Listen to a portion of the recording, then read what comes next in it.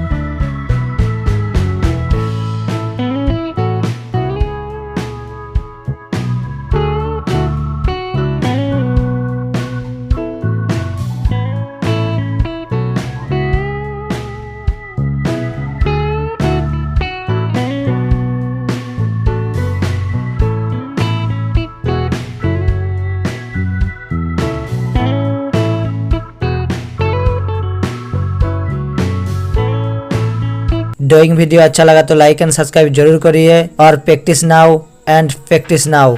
तो bye bye.